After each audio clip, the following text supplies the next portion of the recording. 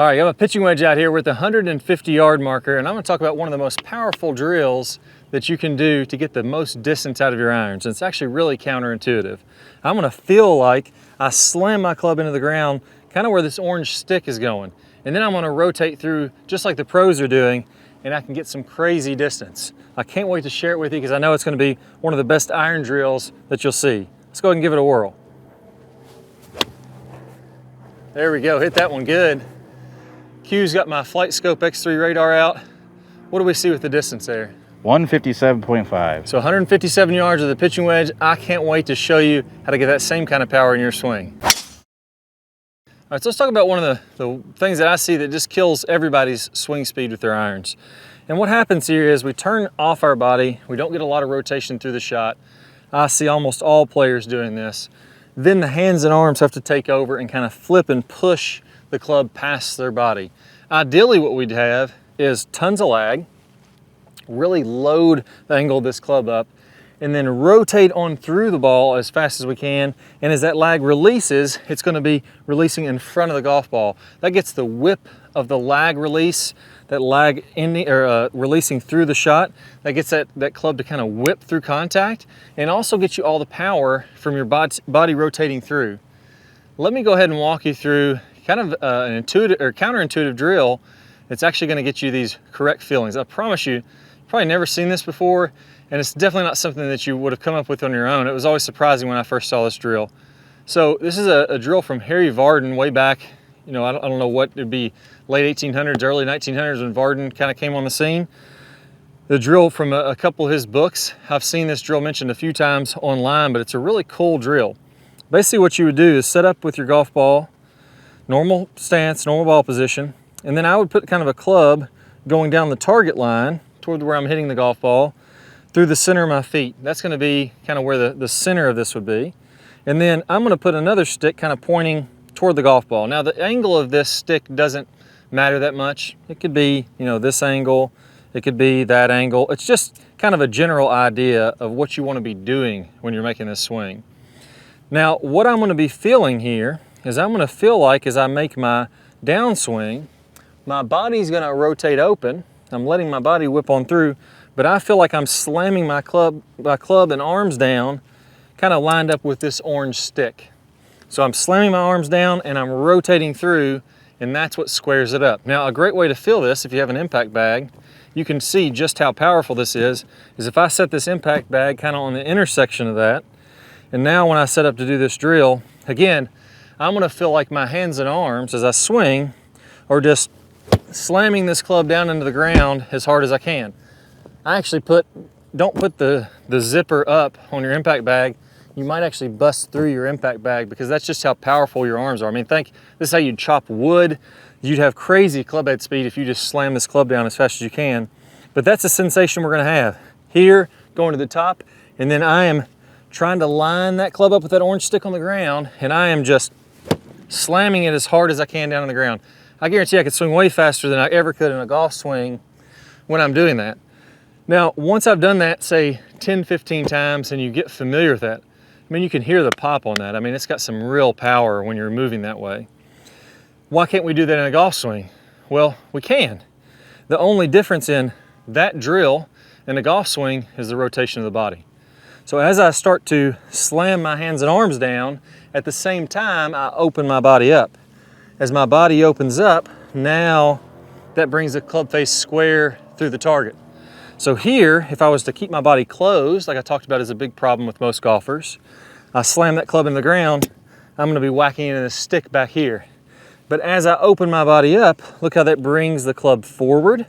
It brings it on plane, and now I can hit shots toward the middle of the green. So again, I'm just going to slam this into the ground and rotate as hard as I can as I'm doing this. There we go, another good shot, just a little left center. Hit that one a little slightly off the toe, but not bad. That's going to be over 140 yards probably. With a pitching wedge is not bad for a slight miss hit. So let's talk about a couple of the keys here that are really important when you're doing this drill. Number one, when you're throwing the club, feel like you have a good amount of lag. So what I mean by this is when I'm throwing this club down like this, I want to feel that sharp angle, just like if I was going to chop a piece of wood with an axe. Same motion. I'm letting that head lag behind, and I just let it fly at the bottom of the swing. So I'm not doing this. And to be honest, I wouldn't see anybody doing that if they just naturally let themselves try to hit this stick. But it really gets you this feeling of tons of lag. I mean, it makes it really easy to where I just swing freely, and that ball is gonna have a lot of speed just because my club is lagging so much. I mean, it feels really, really tight, tons and tons of lag when I do this drill. So there, as you can see on camera, very sharp angle with the hands and arms. And again, those are pretty hard hit pitching wedges. Number two, once you start to add the opening, the rotating on through there, this is a big key for almost every golfer I see, because when you start to rotate open, what happens with most people? Well, the club comes outside, I'm chopping this way into the ball, I'm coming down too steep, I'm coming over the top. As soon as I open up my body, I'm steeping over the top. That's where this inside swing comes from. The more I get inside, the more I can rotate open. Now, as you rotate open, when you're feeling like this, feel like your left arm is kind of cinched across your chest. If my hips, my shoulders, my body stops and I'm pushing through there, look how I get the chicken wing. My arm flies off my body. I don't want to do that. That's me stopping my body and feeling like I'm pushing with my hands and arms. Big separation here. If I do this the right way, as I open my body, I feel like if I stuck my hand between my armpit and my bicep of my left arm and my pec of my left arm into my armpit, so my fingers in my armpit, it would be so tight, so connected, that I couldn't even get my hand out of there. It should feel really cinched in there to where now you're super connected. That's gonna help you to hit a lot straighter when you're doing this also. So again, you see how my arm doesn't fly off my body. I don't get a chicken wing when I'm doing this. There we go, and you see how I rotate all the way on through the shot. That's a lot of that because I'm coming through the ball, I'm opening up. I don't have to worry, I can open up as much as I want because the club is inside. Now it's tracking right down the line. Now, number three, what happens if I hit too far behind the golf ball? So a lot of times, let's go ahead and get rid of these sticks, you get the idea of the drill.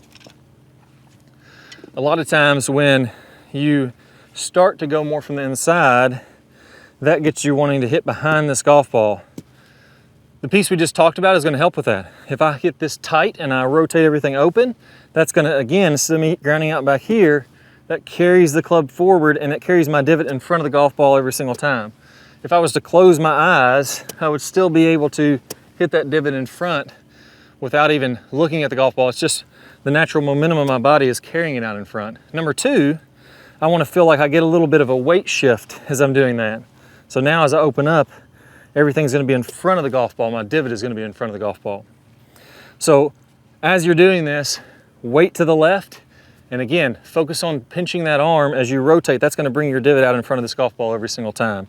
So feel like as you start your transition, even though you're throwing back here, your body is opening and getting up here. So it's two kind of polar opposites. One, your arms are throwing this way and your body's opening that way. When you put both those together, that's what kind of gets that slingshot approach to this drill. So let's go ahead and hit one more. Notice how the divot is going to be in front of the golf ball.